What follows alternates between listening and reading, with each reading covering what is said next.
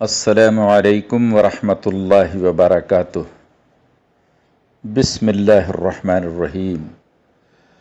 سامعین گرامی، یوں تو ہر نیکی اور اچھے اعمال کو اللہ سبحانہ و تعالیٰ پسند فرماتا ہے، مگر کچھ اعمال اللہ تعالیٰ کو بہت ہی محبوب اور پسند ہیں، اور ان اعمال صالحہ کے فوائد آخرت میں تو ملتے ہی ہیں، مگر دنیا میں بھی ان کے فائدے بے شمار ہیں۔ اور مومن کو تو اللہ سبحانہ و تعالیٰ نے دنیا اور آخرت دونوں جگہوں کے لیے بھلائی مانگنے کا حکم دیا ہے۔ مومن یوں کہتا ہے، ربنا آتنا فی الدنیا حسنۃ وفی الآخرۃ حسنۃ وقنا عذاب النار۔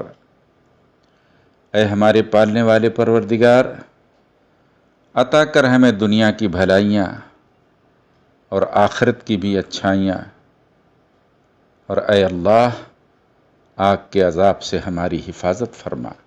تو اس آیت مبارکہ میں اللہ سبحانہ و تعالیٰ نے دین و دنیا دونوں کی بھلائی مانگنے کا حکم دیا ہے۔ یہ جو اعمال صالحہ ہیں، انہی اعمال صالحہ میں ایک عمل توبہ استغفار ہے، جو اللہ تعالیٰ کو بہت ہی محبوب ہے۔ توبہ استغفار تو وہ عمل ہے کہ جہنمی کو جنتی اور مغضوب کو محبوب بنا دیتا ہے، اور گنہگار کے گناہوں کو ایسے مٹا دیتا ہے گویا اس نے کبھی گناہ کیا ہی نہیں۔ استغفار کی اہمیت کا اندازہ اسی بات سے لگائیے کہ اللہ سبحانہ و تعالیٰ کے حبیب عبد لبیب سرور کونین صلی اللہ علیہ وسلم کو اللہ سبحانہ و تعالیٰ نے جو آخری حکم دیا ہے وہ توبہ استغفار کا حکم دیا ہے۔ ارشاد فرمایا، فسبح بحمد ربک واستغفرہ انہ کان توابا۔ استغفار کے دنیاوی فوائد بے شمار ہیں، بلکہ یوں سمجھ لیجئے کہ ہر نعمت کے حاصل کرنے کی چابی استغفار ہے، اور اس کی برکتوں سے نعمت کے دروازے کھل جاتے ہیں۔ چنانچہ سیدنا حسن رضی اللہ تعالیٰ عنہ کی مجلس کا واقعہ ہے کہ ایک شخص حاضر ہوا اور آپ سے عرض کیا کہ میرے مال میں برکت نہیں ہے، میں کیا کروں؟ ارشاد فرمایا، استغفار کیا کرو۔ کچھ دیر بعد ایک دوسرا شخص آیا اور اس نے عرض کیا کہ مجھے اولاد بہت کم ہے، برکت کے لیے دعا فرما دیں۔ آپ نے اس سے بھی یہی ارشاد فرمایا کہ استغفار کیا کرو۔ کچھ دیر گزری کہ ایک تیسرا شخص آیا اور اس نے عرض کیا کہ مجھے باغات اور کھیتیاں ہیں، مگر اس میں پھل نہیں آتے۔ آپ نے اس سے بھی یہی بات کہی کہ استغفار کیا کرو۔ پھر ایک شخص آیا، عرض کیا کہ حضرت ایک عرصے سے بارش نہیں ہو رہی ہے، دعا فرما دیں۔ اس سے بھی ارشاد فرمایا کہ استغفار کرو۔ خادم نے عرض کیا کہ آج آپ ہر آدمی کو ایک ہی وظیفہ بتلا رہے ہیں، کیا اس کے علاوہ کوئی وظیفہ نہیں ہے؟ حضرت حسن رضی اللہ تعالیٰ نے ارشاد فرمایا کہ یہ وظیفہ قرآن میں اللہ تعالیٰ کا بتلایا ہوا وظیفہ ہے۔ چنانچہ قرآن کی سورہ نوح، جو قرآن کی 71ویں یعنی 70/1 71 سورہ ہے، اس کی آیت نمبر 10 اور 11 میں اللہ نے ارشاد فرمایا، بسم اللہ الرحمن الرحیم، فَقُلْتُ اسْتَغْفِرُوا رَبَّكُمْ إِنَّهُ كَانَ غَفَّارًا۔